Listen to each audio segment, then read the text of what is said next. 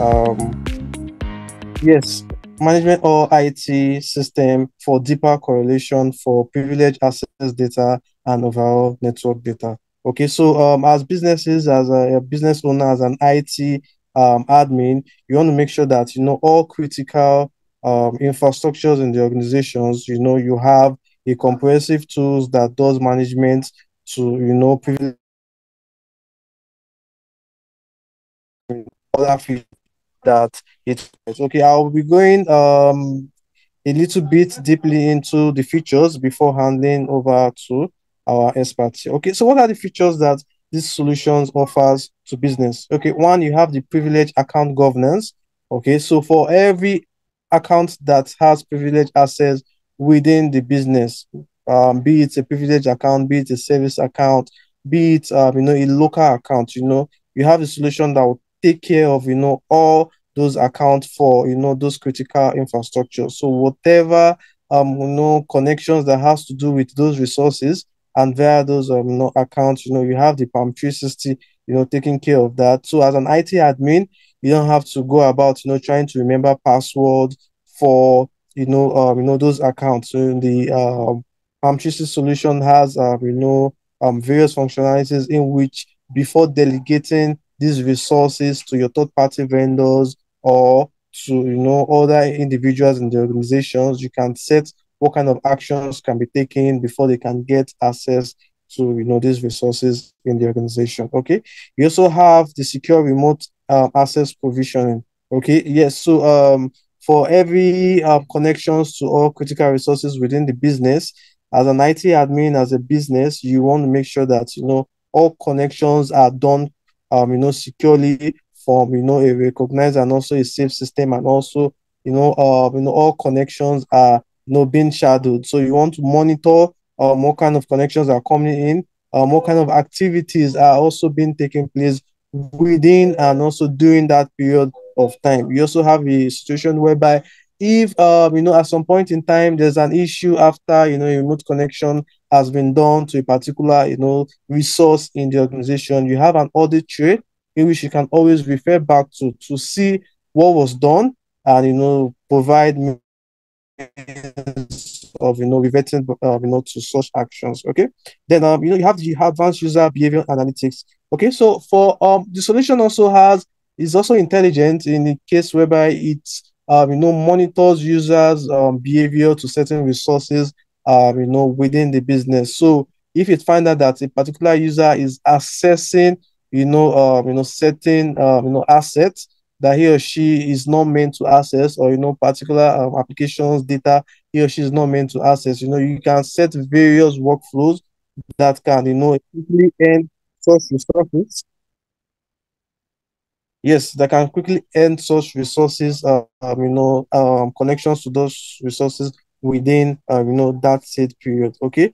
Also, the solution also offers, SSL and, certificate management. So you can integrate it with your CA authority, your third-party CA authority, like, your Zero SSL, your GoDaddy, and Komodo. So, you have also a central location whereby you can also manage all your SSL certificates within the solution. So you don't have to, log in onto, your CA directly from the web. You can also do that from the PAM Choices solution. Also manage all your certificates, C certificates that are near expiry, C certificates that ought to be renewed. So you don't have, breaking communication whereby, you've configured a secure connections to your website or to certain services that are critical for your infrastructure.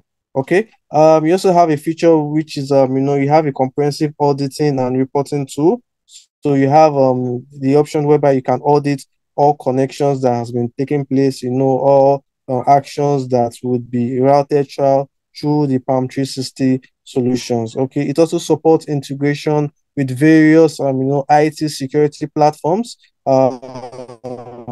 Shakti will provide more insight on that. Okay, on the privilege session management, the granular access control workflows, you can also create several workflows that would specify what kind of activities should be taking place, for access to privileged users. So if a user is meant to access just a particular container within a server, you can, actually grant, such workflows so that at the end of the day, that user doesn't, access other, key infrastructures, key services, key data that he or she has business with. Okay, before I lead the baton to Shakti, I would also like to say, so one of the most persistent challenges that organizations face today is the inability to scale through their dynamic infrastructure in their organization. Okay, so why privileged access security would also gather so much attention.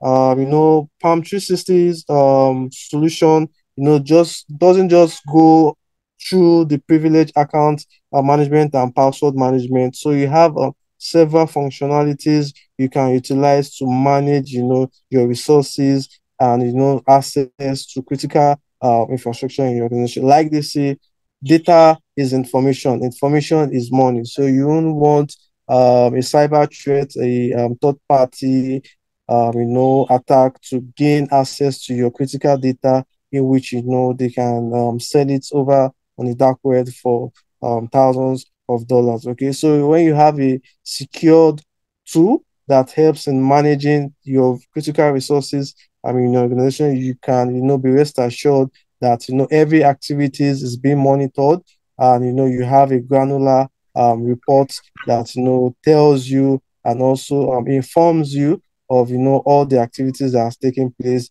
and, the next steps to, to do.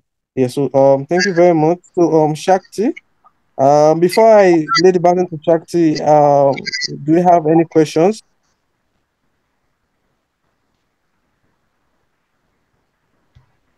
Okay, okay. There are no questions. Okay, so Shakti, Okay, yeah, you can. Dayo, Dayo, please wait. We have someone that raised his hand. Okay, please, for those using our general, our public link, please, can you like rename yourself? So in case you have questions, we can introduce you, with your name. So please, the person that's raising your hand, please, you can go ahead and ask your questions, or if you have anything to say, please go ahead. Hello? Okay, Mr. Eze, please, yes, please go ahead, sir. Can you hear me? Yes, yes, we can. Yeah, I would like to ask Dayo, though he has uh, gone past that highlight, of what PAM 360 can do. I'll just leave it at that. When Shawn Shakti starts making his presentation, I can ask my question. Okay. Okay, So we so don't get ourselves back. okay, that's fine. Please, again, please, those using our general link, please, we would like you to rename, so we can, in case you have questions, we can introduce you with your name. Okay, so I'll be introducing our second speaker, Mr. Shawn. So Mr. Shawn is an IT security expert at ManageEngine with more than 14 years of hands-on experience in the enterprise of IT security domain. He provides assistance with implementation, training, and health check to customers around the world. He is currently involved in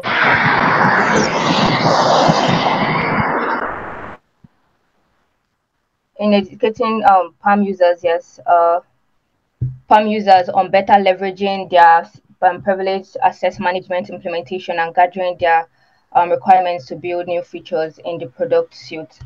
Okay, so Mr. Shawn, please go ahead. Thank you, everyone. Thanks, Sharon, for the introduction. That was a good one.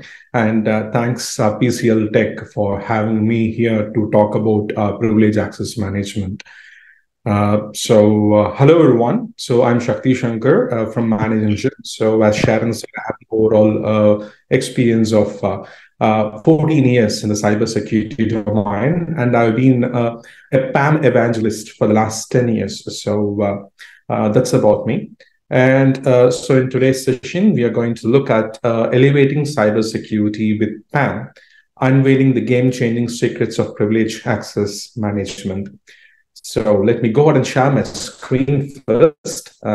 Kindly let me know if you guys are able to see it. Just give me one moment.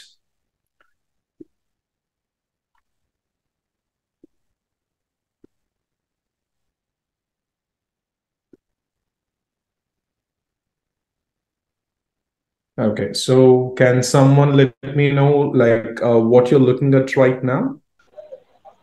Yes, elevating cybersecurity with PAM, unveiling the game-changing secrets of privilege access management.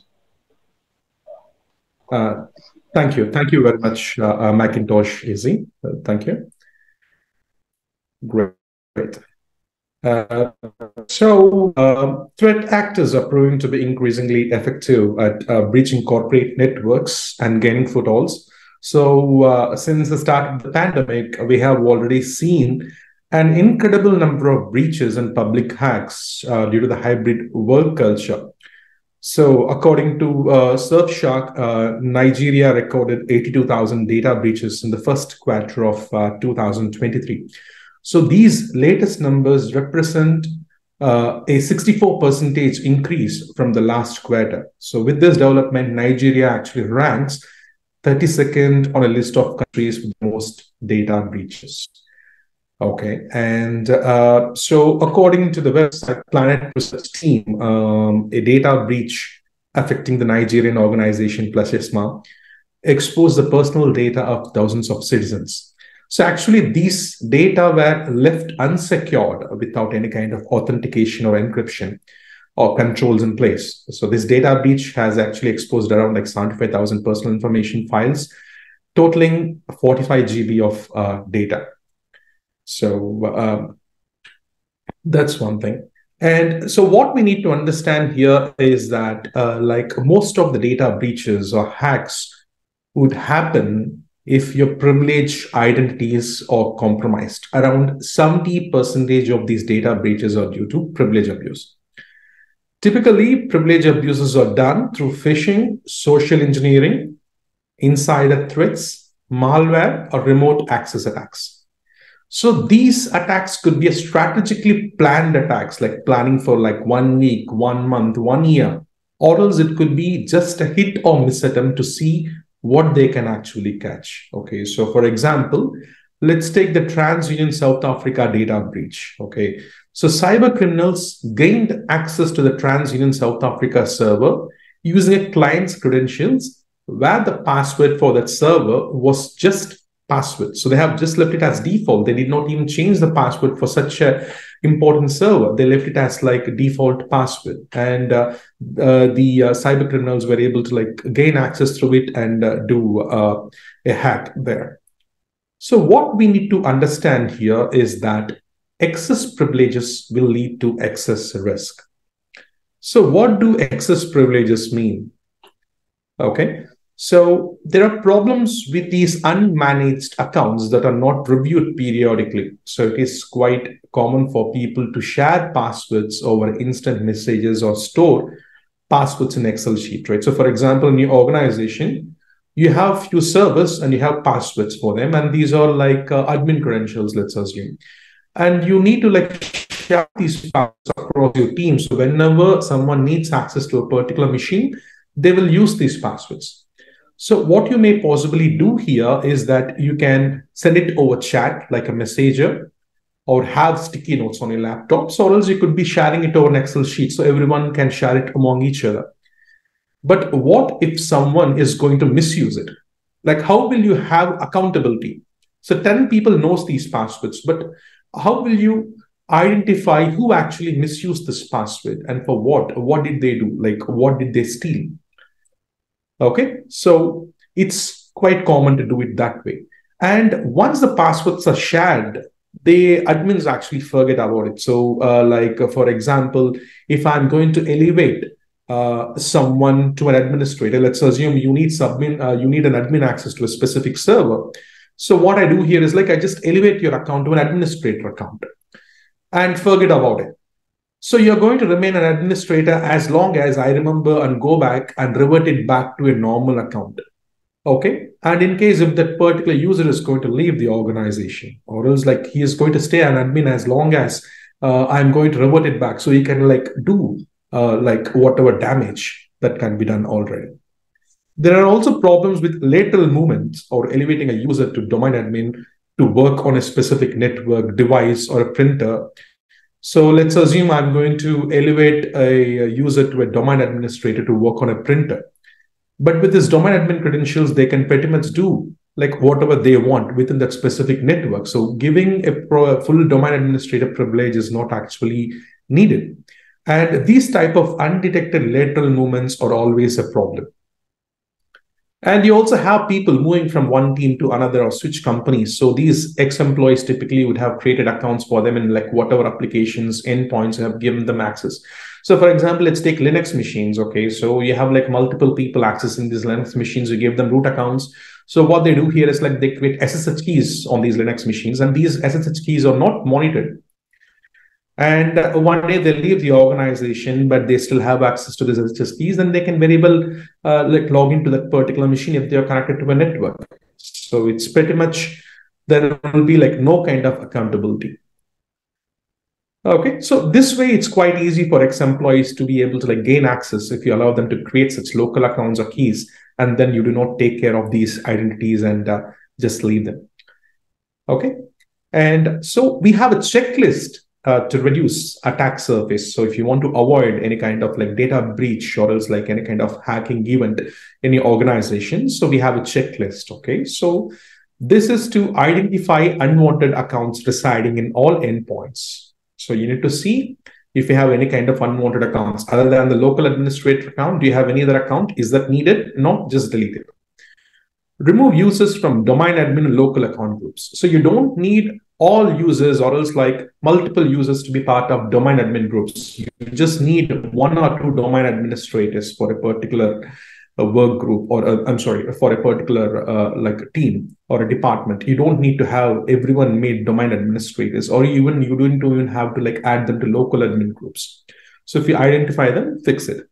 Disable root access from remote devices. Okay, so if a remote device is connected over the network, just disable root access to it, and rotate passwords, keys, TLS certificates periodically. So few organizations have started rotating passwords already, but they do not know like how to rotate keys or else like SSL, TLS certificates, because they don't even know like where these keys or certificates actually reside. So it's important to rotate keys and SSL certificates as well periodically. And implement network segregation to deny direct access to endpoints from non-secure devices and zones. So if you have like multiple network segregation, so it means that like one device cannot connect to a different device on a particular network directly. Okay, so the network has to be completely secure so that like non-secure devices cannot connect to a particular secure server. Now, even if someone is going to hack into your non-secure devices, okay, they cannot make communication to the vital servers within your organization. Gateway-based approach for privileged sessions. So if someone has to like launch a remote session, they should not be allowed to launch those sessions from their own machines. Instead, you have to have some kind of a gateway. They have to go through this particular gateway to connect to target machines. It could be like an RDP session, SSH, Telnet, whatever it is. There should be a gateway through which these users have to launch remote sessions. This way, we will know like who is doing what, because these sessions would be possibly recorded. Whereas if the users are going to launch remote sessions from their own workstations, we will not know what they have performed on that particular session. And enforce workflows for approving elevated access. So if someone needs access to a privileged account, they need to raise an access request, which needs to be approved by like one or more administrators. And you can share that particular privileged account, or else you can elevate their account to a privileged account. And last but not the least, record and audit privileged activities with real-time monitoring and alerts. Okay, so whatever is going to happen, that has to be completely audited. A user logging into a particular system, executing a specific code, or else like trying to retrieve a password, or else like trying to launch a remote session, make some changes to a specific server, whatever it is, everything has to be completely audited. And so if possible, you should also have like alerts configured so that if a user is going to perform a particular change, the administrators needs to be notified about the same. Okay, so this is a checklist to reduce the attack surface. So either you can go ahead and do it individually, one by one, by yourself, or else you can go ahead and implement PAM in your organization. So What PAM does, it's like it will identify the users, gives appropriate access to them to access the target machines. So we will see how this can be achieved using PAM 360 by the course of this particular presentation. So what is PAM? Okay, so there are like a few fundamentals of PAM, which are like quite elaborate. Okay, so there are lots of modules involved. There is account management module, so which comes up to like storing passwords, resetting passwords, discovering passwords, all those stuff. There is a session management module that allows your internal and external users to be able to get a privileged session launched, like an RDP or an SSH session to a different endpoints. And SRM refers to recording those sessions and having full raw audits of everything that an individual performed in a remote session. And the PUBA is where you have a heuristic-based approach, like systems should be able to recognize and learn the usage pattern, so that if someone doesn't look right, like let's say if I work from 9 to 5, that's when I use my PAM solution to check out credentials. And one fine day, if I log into my PAM solution at midnight, it should be able to identify it as an anomaly. And that is APM, or application to application password management. You often have like multiple applications wanting to talk to each other. They generally do that by authenticating against each other. They'll use secrets like passwords, keys, or TLS certificates, which is a real way to deal with all these secrets. That is also just-in-time elevation. Normally, I don't need admin rights to AD, but one day I may need admin rights to do my job. I should be able to get admin rights without compromising security, simultaneously keeping it simple and convenient to be able to gain access. These are typically modules of PAM solution. And there is also like certificate lifecycle management. So wherein you will be able to manage the complete lifecycle of SSL certificates using the PAM solution. Okay, now let's go ahead and dive into the product. So the first element of privileged access management is privileged account governance. So it means that we should be able to run a discovery scan across the network to bring in all the devices, servers, routers, resources, whatever it is. We should be able to identify everything and bring in all into the PAM solution. So it should be able to identify all your network devices, servers, everything, and add them inside the PAM solution. And then we should be able to reset passwords of all these devices remotely using PAM 360. Okay, so I just discover them, store them inside the product, reset them, and whenever I want to like retrieve these passwords, I log into the PAM solution to see what the password is.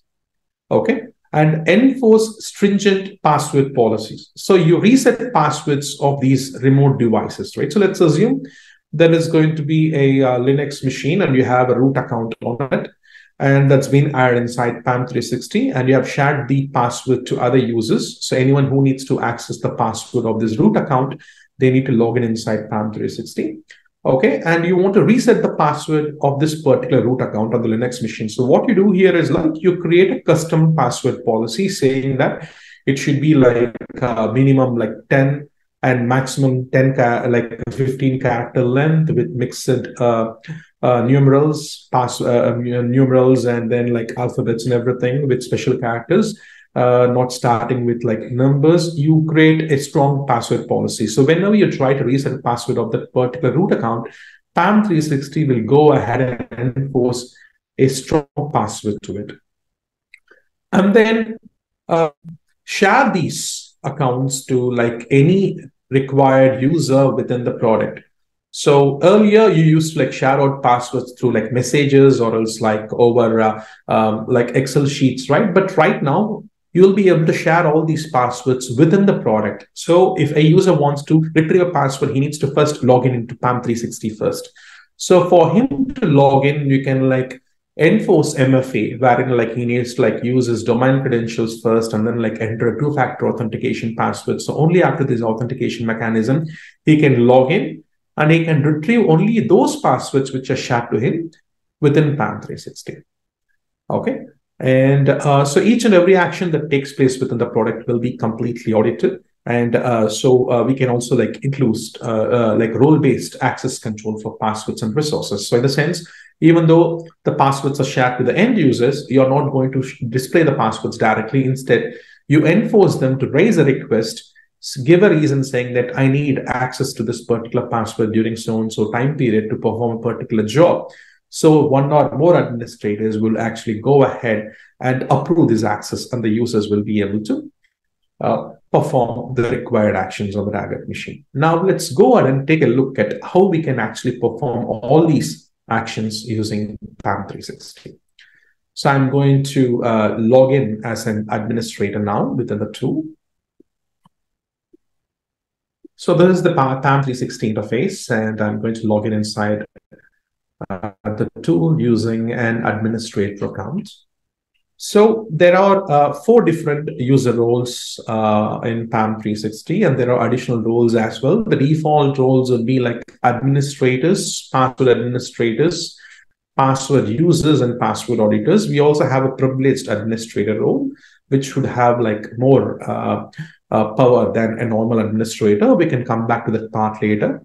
So this is the dashboard screen of an administrator, wherein he can see the total number of passwords stored, the number of passwords which are not in sync with the actual devices, or else total number of policy violations, pretty much everything. You can also find live audit feed on the bottom right hand side and stuff. Now let's go to the resources page where all these passwords would be stored as a vault, so that users can actually log in and retrieve those passwords. So once I install PAM 360, what I do here is I go ahead and run it with a privileged account, which has enough permissions to run a discovery scan across my network to discover different resources inside the tool. Let's assume I want to bring in all my Windows resources. I have a discover resources button. I can just click on it and go ahead and then choose Windows Discovery, where I need to provide the primary, secondary domain controller details, provide a privileged account and password, and I can either enter the resource name, that is your server name, or a group name, AD group name, which is a group in your Active Directory with all the servers, or your OU names. I can enter these information to fetch those inside PAM 360. So once I do this, I have all the Windows servers added inside PAM 360. Likewise, I can also perform discovery for Linux machines, network devices, VMware, and AWS. So these are all the different discovery methods using which we can bring in the resources inside the tool. And PAM 360 has the capability of managing passwords of around 90 plus devices. Okay, so we have firewalls, routers, switches, Windows servers, SSH-based devices, load balancers. Pretty much you have a list of everything for which you'll be able to perform password reset. Now, once I run the discovery scan, the tool will be able to bring in all the servers and as well as the user accounts below them. But the passwords would not be the correct passwords, because the tool will not bring in the passwords which is equal to hacking. So what we can do here is we can very well go ahead and initiate a password reset. We can just click on the change password button and generate a password according to the password policy. So I explained that we'll be able to set a password policy, right? So you can see what the policy is here. And according to this policy, I'll be able to generate the password randomly, and I can enforce this password on that particular account in a target machine. So either I can do it individually for this specific account, or else I can enforce a password reset across all the devices that has been added inside PAM 360. Now, once the password has been changed, I'll be able to log in and I will be able to see what the password is in clear text. So now the product is actually acting as a secure vault. You have stored all the passwords, all enterprise passwords of your organization inside PAM 360. So number one, job is done. Number two, you want the other users within your organization to be able to access these passwords according to role-based access control. So what you do here is you can go ahead and start sharing out these passwords to the end users. So for sharing, we have options to share with users or user groups. So users, in the sense, you have these users imported from Active Directory, LDAP, Radius, or manually added, right? So you can either go ahead and share these passwords to them individually with different permission levels, or you can very well go ahead and share it to a user group in case if you have imported these users from your Active Directory inside PAM 360 as user groups. Those user groups will be readily available within PAM 360, and you will be able to share these passwords to these AD groups within your organization. So once the passwords are shared, whichever user wants to access a password, he needs to first log in inside PAM 360 in order to retrieve those passwords. So for example, I just go ahead, click on Share with Users button, and I click on the Grant button to this particular local user. We have like 3 different permission levels: View, Modify, Full Access. View permission will just allow him to retrieve passwords. Modify permissions will allow him to reset passwords.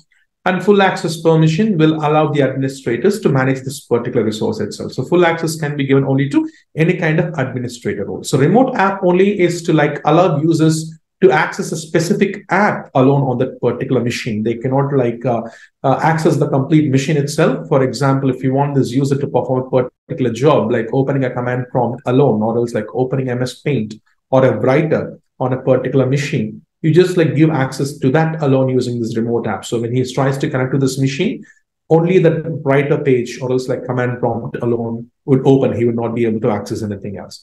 So this way we'll be able to provide access to the end users. So once that is done, the users will be able to log in and they will be able to retrieve passwords using PAM 360. They can see what the passwords are in clear text. They can also copy the passwords to the clipboard. And they will also be able to launch a remote session to the target machine. They can just click on the Windows Remote Desktop button and a remote session will be launched and the user will be connected to the session. Whatever the user is going to do on this particular session will be recorded.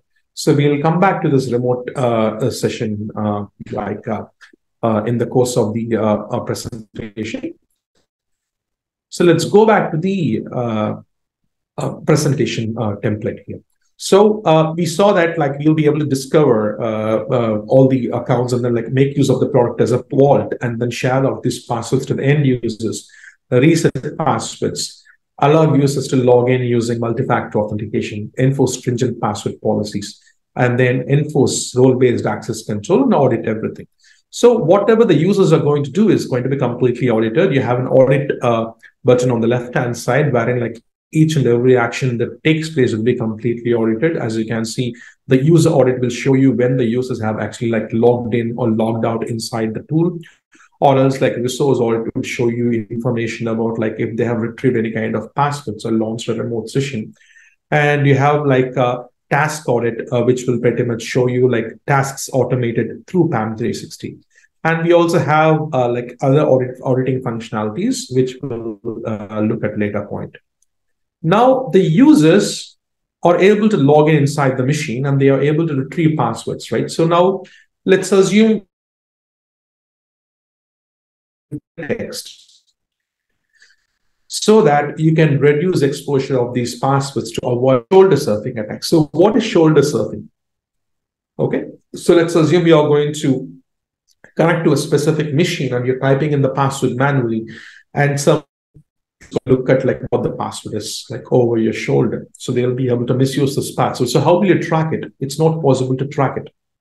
Okay, so what we can actually do here is in PAM 360, we have a setting wherein we can disable the end users from seeing these passwords in clear text. So what I do here is like I go to admin, okay, and I go to general settings and I disable this option, allow plain text view of passwords if auto logon is configured. I just like disable it and save it. So once I do this, the end users, they cannot see the passwords in clear text. I'll just like log in as an end user right now.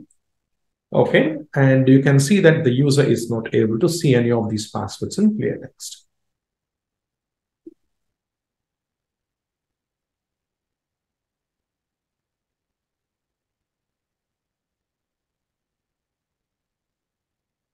So remember, the administrators were able to see these passwords, okay, and they were able to copy these passwords. But for end users, I have disabled the option of seeing the passwords in clear text when auto logon is configured. So it means that the passwords would be completely hashed out. So no one will be able to retrieve these passwords, and there is no chance for shoulder surfing attack. Okay. And without even knowing what these passwords are, the users will be able to launch a remote session directly to this target machine. They can just like launch a Windows remote desktop connection, and they'll be able to perform like whatever they want to do with it. And this particular session will be completely recorded.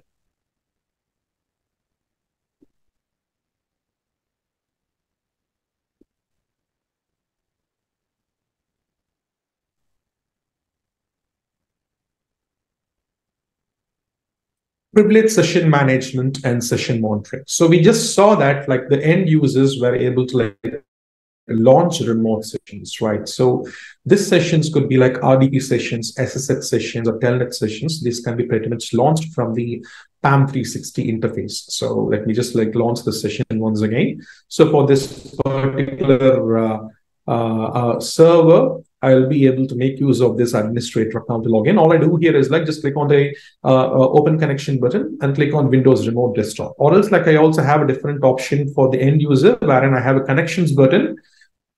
From that, it'll just like show me like the servers and as well as the user accounts on it. I can just click on the connect button and I'll be able to launch a remote session. It could be like an SSH session, RDP session, whatever it is.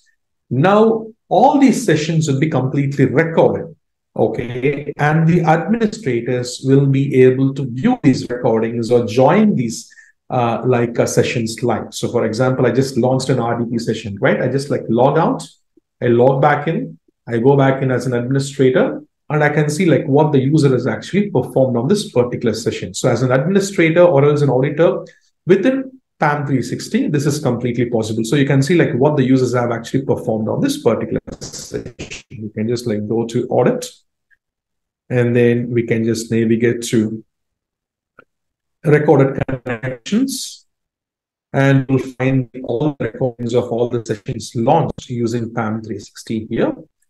And we'll be able to play those recordings and see what the users have actually performed on these sessions.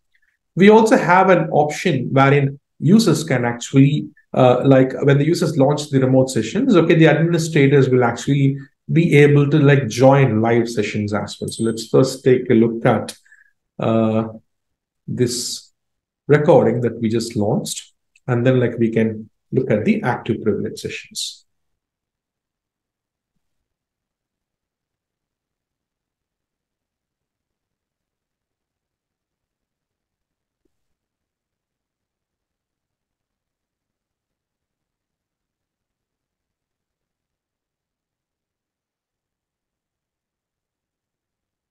Okay, so I just launched the session. I didn't do anything. So it's just like just join the past like table.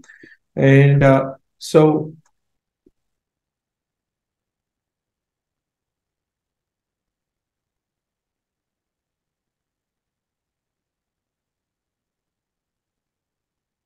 okay, so can someone just confirm if you're still able to hear me? Just want to make sure. Yes, we can hear you. And we also have the active privilege sessions functionality, wherein if a user has launched a remote session, the admin users will come to this particular page. They can click on the join button and see what the user is actually doing in this particular session. So without even the knowledge of the end user, the administrators will be able to join this session and see what they are doing. And if need be, they can also terminate these sessions. In case if they are like SSH sessions, then the admin users can also join that particular SSH session, and they can actually help the end user with any kind of commands. They'll be able to chat with each other in that particular SSH session. And so we shall look at few like advanced functionality of PAM 360. So we have this controlled privilege elevation delegation management. So in this, the first one we have is like access control workflow, and then we have just-in-time privilege elevation, self-service privilege elevation, SSH command control, and custom access policies for resource groups and individual accounts. Now, what's access control? So access control is something wherein even though the user has access to this particular password, he cannot directly go ahead and use it to log into a particular machine. Instead, he needs to raise an access request first, get it approved from one or more administrators, or else like get it automatically approved to connect to that particular machine. And this needs to be configured by the administrator. So what we can do here is like an administrator can go to a specific machine or a group of machines, okay? And then he can just like select the resource actions button and then click on configure remote one. So let me just like drag this status bar here. Okay, and he'll click on configure access control. So from the configure access control page, we can like choose who needs to be the authorized administrators, like approved administrators. Choose them and know them as authorized administrators. If I want to exclude any of these users from raising access request, I can very well exclude those users so that like this particular user, he need not raise any access request. He can just like directly go ahead and retrieve those passwords. And miscellaneous settings is where you enforce the access control. So what I'm going to do here is like I'm going to say at least 2 authorized administrators need to approve this access request, and they need to provide a reason like why they need the password. And let's say the passwords has to be visible or else like accessible to the end users for exclusive of 60 minutes or 30 minutes or whatever it is. And by the end of this particular time frame, PAM 360 should reset the password of this privileged account. So this is going to be the setting I'm going to configure.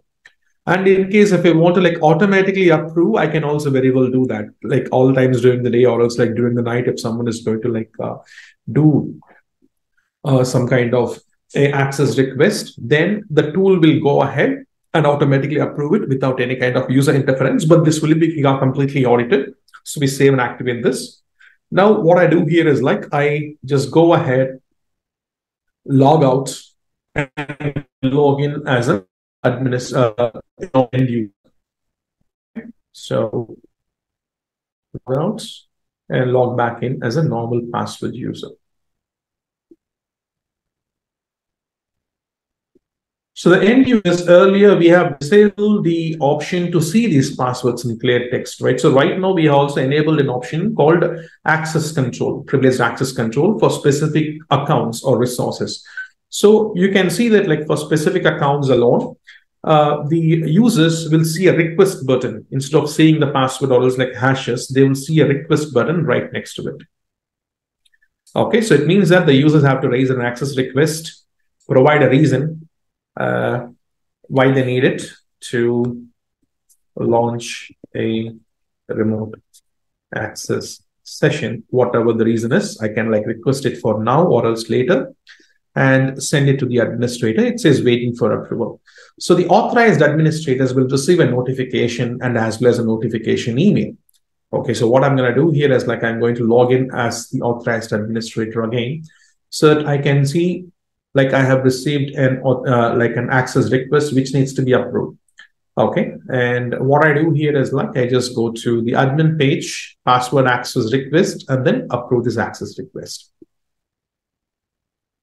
One password request is pending. Process request.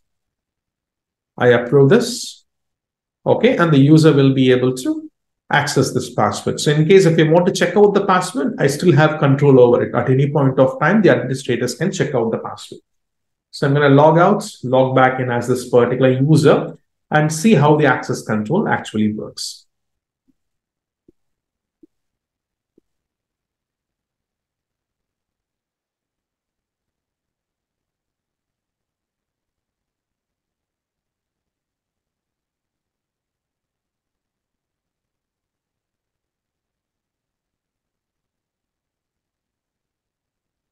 So earlier it said request, right? Right now it says checkout. So I can just click on the checkout button and see what the password is, or else like launch a remote session.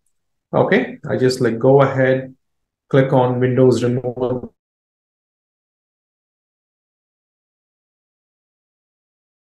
And whatever I'm going to do on this particular session, it's going to be like completely recorded and will be available as a recording for the administrators. If any administrator needs to like join this session live, they will also be able to access it.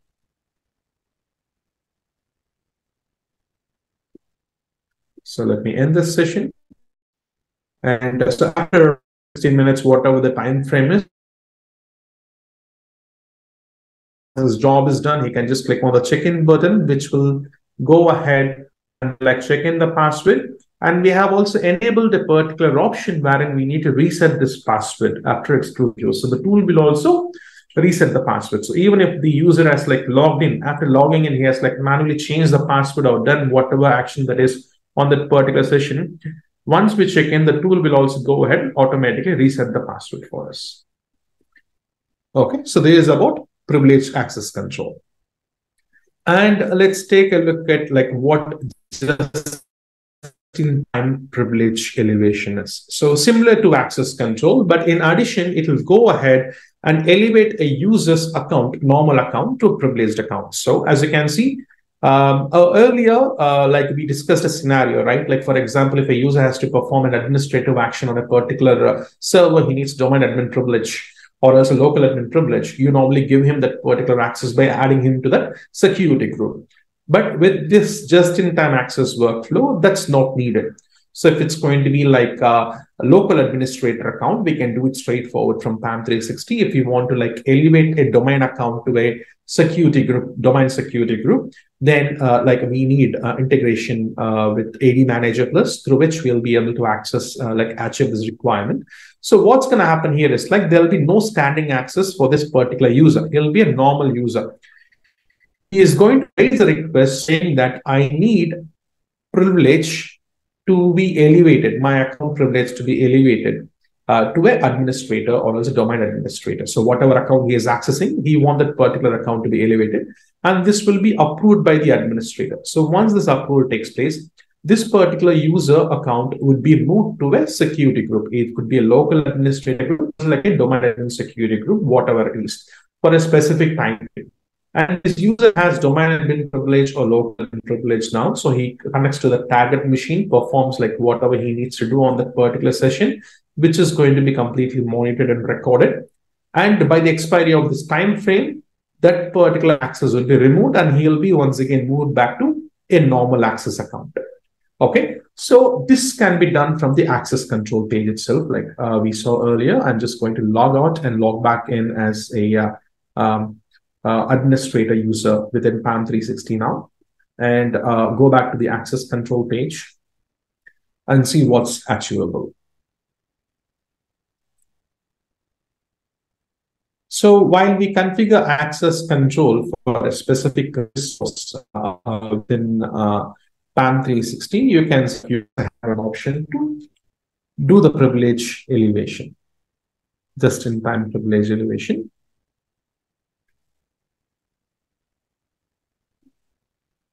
So we just click on here, configure access control, and then in the end, you have the privilege elevation button. So elevate account privilege by adding into below local groups. If it's going to be a domain account, it will say below security groups. So once we do this, that particular elevation would actually take place.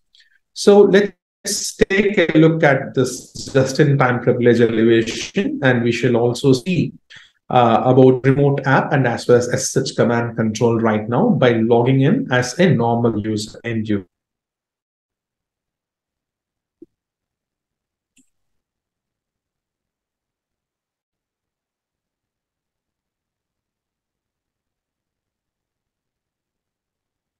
Okay, so these functionalities we are looking at are all like advanced functionalities of privileged access management. And so these has to be, all these configurations has to be done by the administrators within the tool. And these can be enforced to end users, either individual users or else a group of users that were added inside the product. I have logged in as a normal user right now. And once after I log in, I will have access to all the passwords that's been shared to them, and few accounts like I have like access control configured, and few of them I have just-in-time configured, and I have few post on and like access from the passwords page here.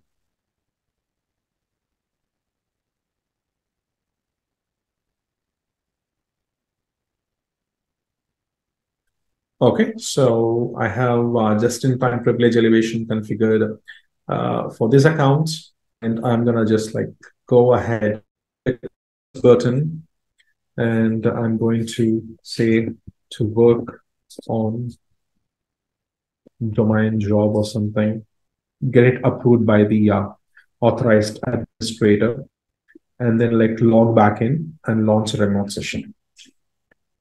So you can see that my account is a normal account. Okay. So once I log in, it will actually elevate me to an administrator account, and I'll be able to perform all kinds of administrative actions in this particular session.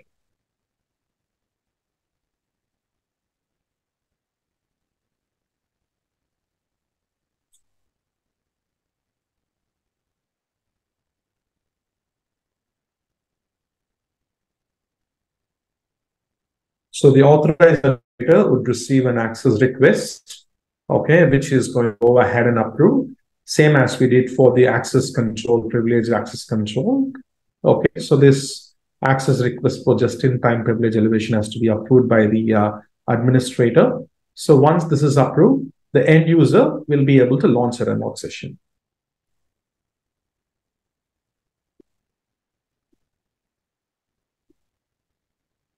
So lateral movements within the organization can be avoided using this particular feature, wherein you need not like give full privilege for a user to log in. Instead, like he just stays as a normal user during that particular time frame alone. That particular account will be elevated to a privileged account.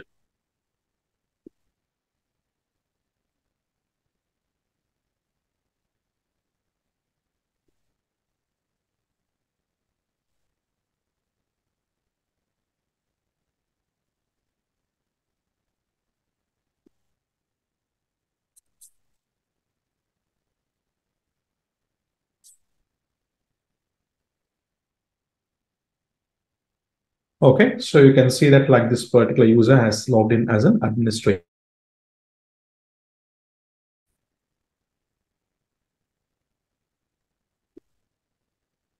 And so likewise, this is also possible for local accounts. Now, other than this, we also have a remote app functionality wherein like instead of giving full access to a particular server, you can like give it for like specific applications alone. Like for example, for a command prompt, or else like a writer document, or else like it could be any kind of server manager, whatever it is. And if a user tries to launch a remote session to that particular machine, he'll be taken to that particular application alone. He will not be able to access anything else within that particular server. So right now I have tried to connect to a server manager on a particular machine, and you can see that it just like takes us to the server of this particular server. I cannot do any other actions within this particular machine. So there is a remote app functionality. And likewise, we also have an SSH command control feature wherein you give access to users to a specific Linux server, wherein they can execute only those SSH commands that has been whitelisted by the administrators. So they cannot do anything else. They have a list of SSH commands, which they can just like go out and execute. You just like click on it. The tool will execute this command and you will get an output. They cannot type anything else. If they need to like execute any other commands, they need to ask the administrators to add those commands like the whitelisting. And we also have self-service privilege elevation functionality. So wherein like using this, like the user still logs in as a normal user, but they'll be able to launch specific applications as administrators. So for example, I log into this particular machine as a normal user, and I have few applications here, okay, which I have access to. What I can do here is like, I just like right click on it and have like run as PAM 360 privileged account. So this will push the privileged account credentials to the command prompt. So I don't have domain, the administrative credentials when I log in, but to execute a specific application, I can make use of this particular privilege from PAM 360.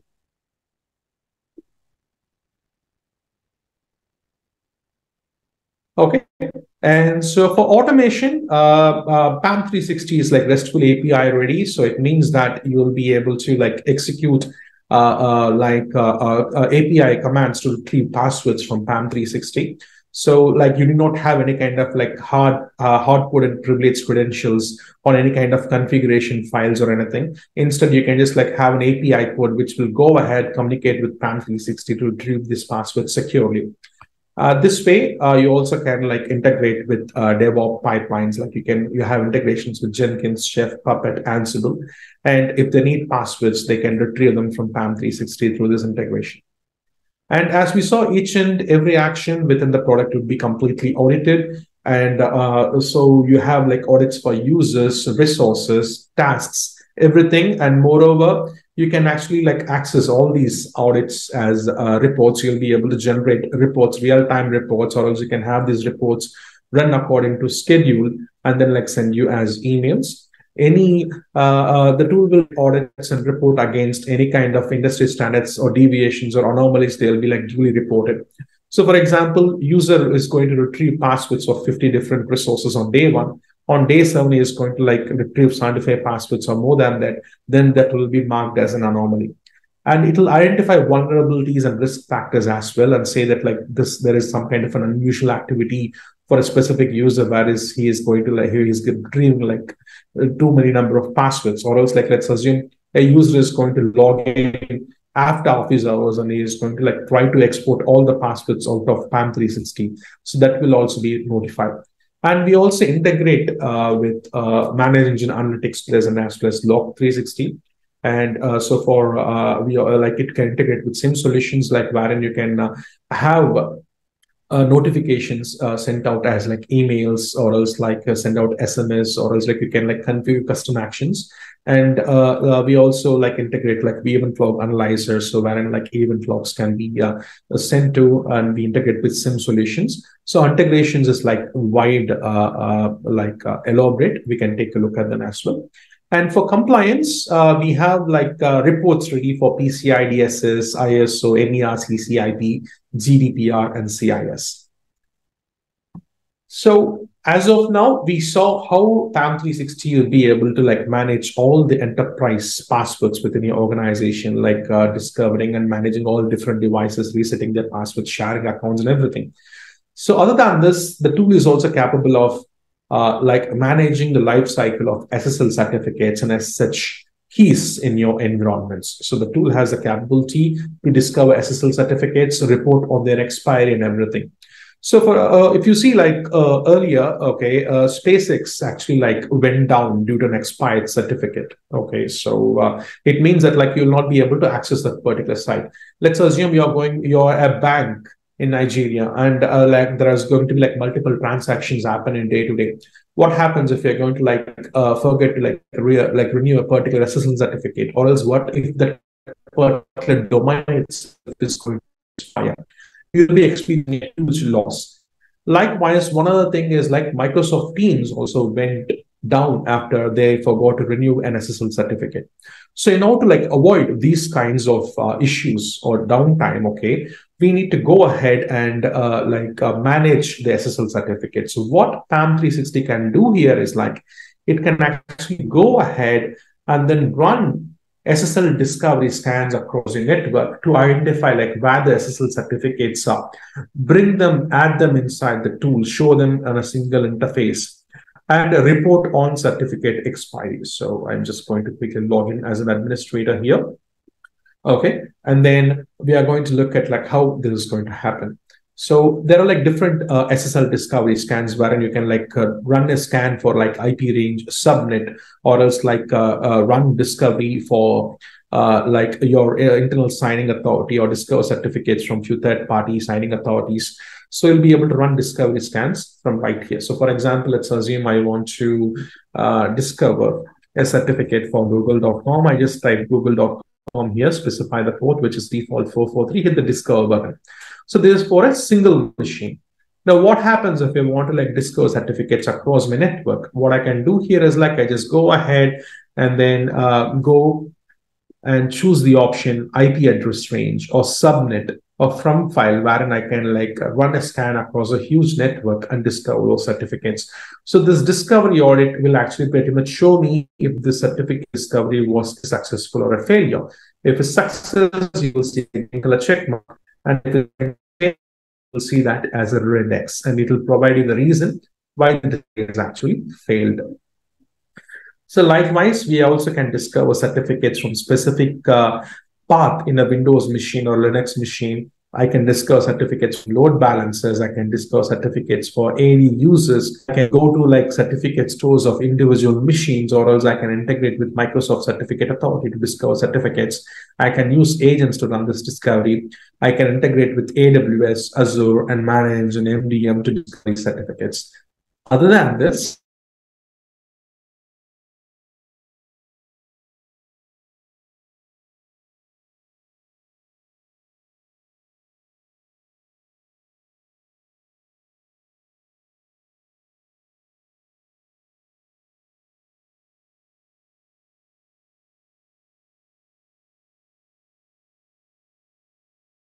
integration.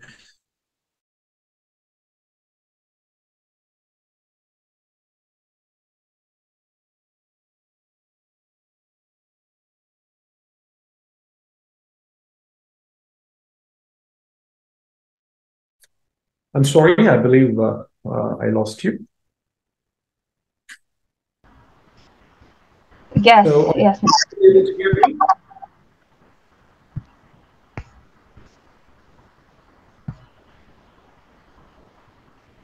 Are you still able to hear me? Yes, yes, we can hear you. Yes. Yes, we can hear you. Thank you. Okay, so as we were discussing, okay, we'll be able to, let me make sure that I have shared my screen and then go back again. Okay.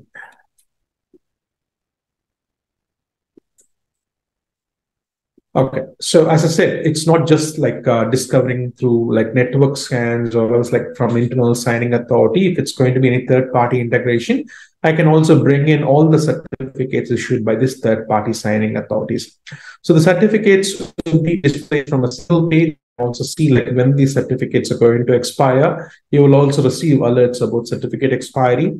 And if these certificates were signed using your internal signing authority, you can renew those certificates from the tool itself. You can also like enable automatic renewal. Or else if the certificates were signed by any of the third-party signing authorities, we can go to the particular page and renew the certificate from this particular page. So there is about SSL certificate management. So likewise, we'll also be able to manage SSH keys within your organization. So you have any Linux resources added inside PAM 360, and if you have any kind of like SSH keys, we'll be able to discover them, and we'll be able to go associate those keys or disassociate those keys from the product itself. And if you want to rotate those SSH keys, we can very well do that from this particular page. You will also be able to like create new keys and associate those keys to the existing Linux machines within your organization. So these are the integrations with the major third-party signing authorities, and we are also integrating with Enpress, and that should be available by mostly next 10 days. And we are here to the last topic. So what's zero trust? It's like never trust, always verify. So in the sense, let it be a normal user in an organization, or else like it could be a CEO of an organization. The network should never trust them, and it should always verify them and then like allow them to connect. So it's like a strategic approach to cybersecurity that secures an organization. So it actually eliminates the implicit trust. So when you trust someone directly, you just like allow them. Instead, when you remove this implicit trust, you ask them to like validate themselves at every stage of digital interaction. So to talk about zero trust, okay, so we can like just like assume them as like 5 fundamental elements of a computer network. Okay, so for example, these 5 elements are like users, devices, networks, applications, and data. So users, they could be like internal users or contract users, doesn't matter. Just enforce MFA. Everyone who logs in, they need to go through multi-factor authentication, number 1. Number 2, devices. So these could be corporate devices or users' personal devices. Bring your own devices. They need to be authenticated and authorized before accessing any resource. Only devices that meet the organization security requirements should be granted access to sensitive resource information. Number 3 is networks. So it could be internal network, wide area network. Zero trust requires no inherent trust here. So always monitor traffic and encrypt data in transit. Use network segmentation to limit lateral movement. And number 4 is application. So it could be an in-house application, third-party application, both should be treated with like equal scrutiny. And so make sure that all applications are regularly patched and updated to address any kind of vulnerabilities. And applications should be regularly monitored to detect any suspicious activities. And the last one is data. Okay, so sensitive data, regardless of its classification, should be protected throughout its life cycle. It will be like data at rest. It should be encrypted or in transit. It should be encrypted or in use. It should be encrypted. So access controls should be implemented to restrict data access based on user and device privileges. No standing privileges needed here, and access control like just-in-time privilege elevation need to be implemented. And it's important to note that zero trust is not like a one-time implementation, but an ongoing process that requires regular assessments, updates, and adaptability to emerging security threats. So now, how have we implemented zero trust within PAM? So through trust score. So what we do here is like we give trust score to users and devices. So for users, let's assume the user is going to log in. Okay, and how many number of invalid attempts did he do? Is he logging in using office hours or non-office hours? Is he using the passwords which were actually breached earlier? And is he logging in from allowed IP address or whitelisted IP address? What is his password strength? So likewise, we take a trust score. And on the device end, so we'll also see like if firewall is enabled or unwanted ports opened. Okay, or are browser plugins allowed? What is the OS version? Is the device protected by a strong password? Is remote access configured? Are there any kind of antivirus programs running on these devices? So we match these trust scores and allow the users to connect to a particular machine. So this way, what happens is like even though if a user is going to connect to a target machine, if he is going to use a password, that particular connection would not be successful. Or else, let's assume he is going to launch a remote session from a particular laptop, his workstation, which has not so secure browser plugins or applications installed. Okay, that particular remote access will be disconnected. So likewise, this trust score will come into place and allow the users to connect to these target machines. And these are the custom policy would be configured. Okay. And so that's about zero trust within PAM 360. Okay, so we have pretty much came to the end of the presentation. So in case if anyone has any questions or doubts, please do go ahead. Thank you. Okay, thank you so much, Mr. Shawn. Please, if you have questions, you could react or you could unmute yourself and ask a question. So I see there was one question. So it says, can I move PAM 360 from one server to another? So I assume you're already using PAM 360. You have installed PAM 360 on one particular machine. And if you want to move to a different machine, yes, that's completely possible. You just like drop an email to us and we'll send you the step-by-step instructions. It's very much possible.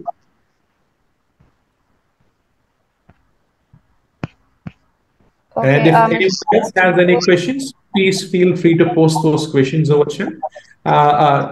Sorry, Sharon, over to you. Good afternoon, sir. Okay, good afternoon. Please, does anyone have any other question? Mr. Eze, you asked a question earlier. Yes, he has answered the question in his subsequent presentation. So another question I would like to ask is, what with PAM 360, what are the mitigation methods for against ransomware 3.0? So it's not like specific to a particular ransomware version or else like to a particular threat. But what happens here is like how we actually harden your organization through PAM 360. That's how it is. So there could be like multiple versions. There could be like 4.0, 5.0 in the future. But what happens, like how does ransomware actually occur? It's due to privilege abuse. So what are we going to solve using PAM 360 is like avoiding privilege abuse. Okay, so by this particular methods, like wherein like not giving direct access to specific secure devices, or else like not sharing the passwords in clear text, or else like enforcing zero trust, wherein the product identifies that the password has been breached, so it will not allow that particular user to connect to a particular machine. Or else it could be anything like where we have the network segmentation, so that like a affected machine cannot communicate with a different resource within that particular network. So that way we'll be able to like secure organization using PAM 360. It's not specific to any ransomware version or anything. Okay, thank you. Okay, and I see a question where it says, you mentioned recording features. Can it do a playback indexing by keystroke, file, clipboard, transfer events? So as of now, we have for Windows sessions, it will be like a recording wherein you will be able to like do the playback. And for Linux machines, like it will be like a text file wherein like all the executed commands will be readily available.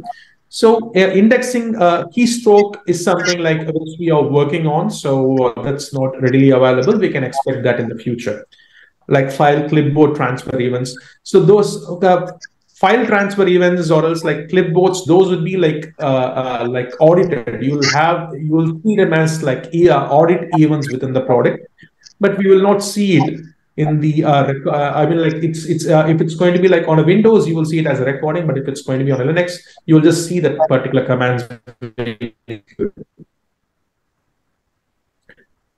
Okay, so where does the backup data get stored? Is it encrypted? So by default, it's going to be on the server where PAM 360 is installed. It will be stored in the home location itself, which is like PAM 360 database backup folder.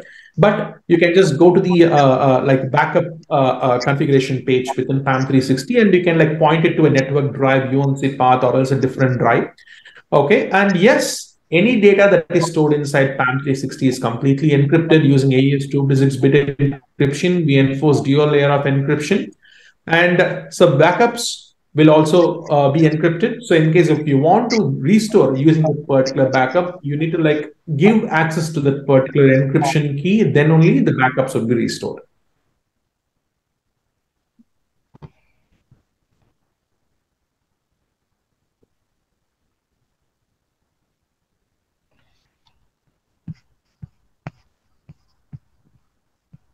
Okay, so okay, you missed one question by Mr.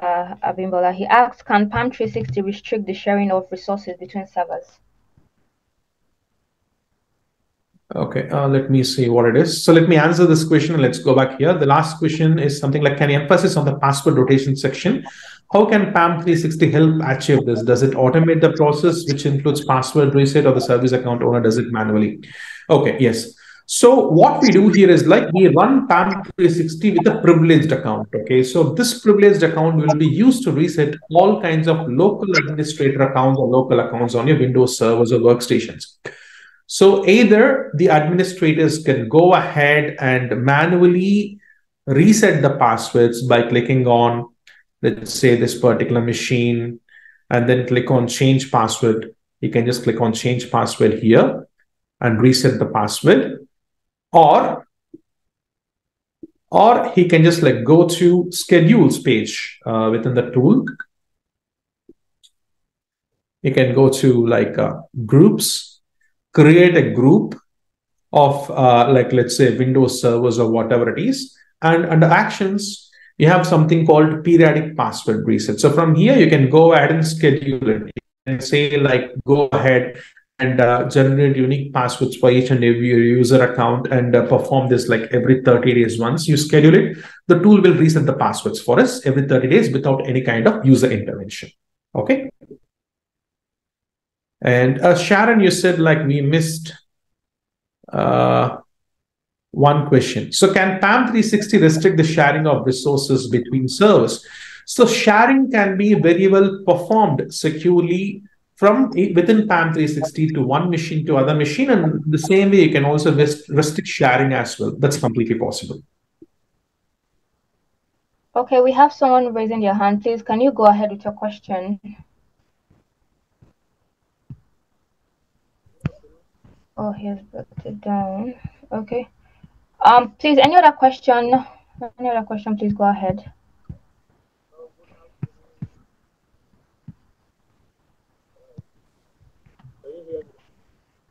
I'm sorry, we can't hear you. Good afternoon. Yeah, good afternoon. Please go ahead with your question. In the last few hours, I think the lecture is very interesting. But my question is, the nature of my job, I think some part of the lecture. I don't know. There is a recording that's going to be provided to us at the end of the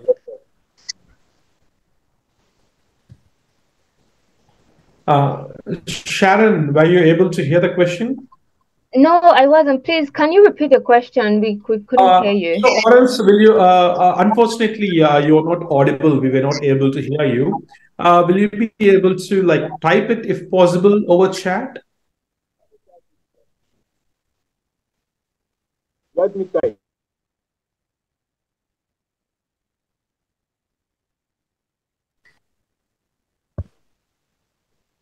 Okay.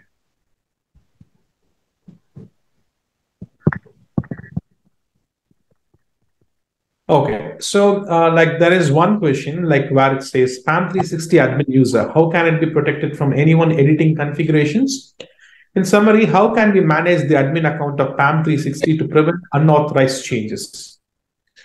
So by enforcing MFA, okay, so you can have like sample configured, or else like you can like have the user account configured as an AD account, LDAP, radius, or else like Ofurie, Okta, or use SAML or whatever it is as first factor of authentication. And then have a second layer of protection by using two-factor authentication. Okay, and make sure that these credentials are not available for many people. So there are like few organizations, what they do here is like they split these passwords. Okay, so once the first factor of authentication would be like with one particular administrator user, and the two-factor authentication password would be with the second user. And I know about like few organizations wherein they will use local authentication, and the password, let's say it's going to be a 10-character length. Okay. First 5 characters would be like with one administrator, the other 5 characters would be with other administrator. Only if these two people sit together and type it, okay, they will be able to log in. There are like different options, but for your requirement, you can just like have MFA enabled for the PAM 360 user account, so that like it cannot be, let's say, there will be like no kind of unauthorized changes.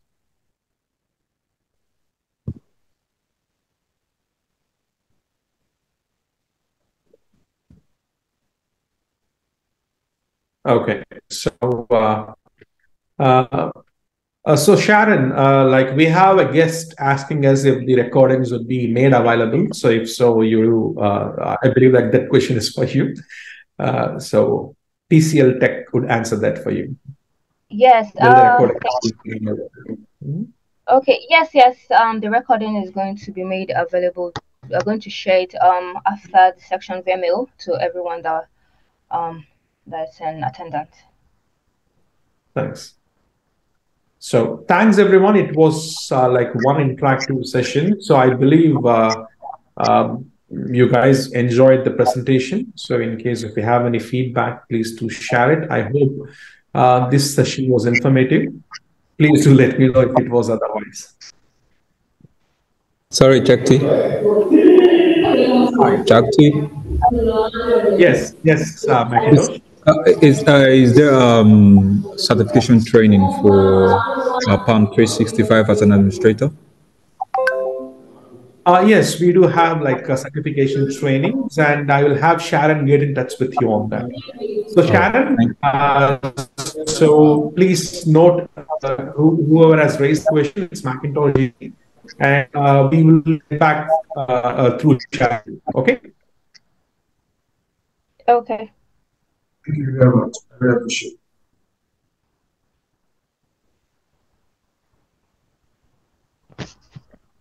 Okay, we have someone raising their hand. Please, can you go ahead with your question, Mr. Yeah, Okay, yeah, so good we afternoon, have everyone. Good Yeah, afternoon, good everyone. afternoon. Yeah, Shakti, thank you very much. It was an interactive session. We really appreciate it. Concerning the question regarding the availability of the certification, I say, please, through what medium are we going to receive it? Is this via our mail or via WhatsApp?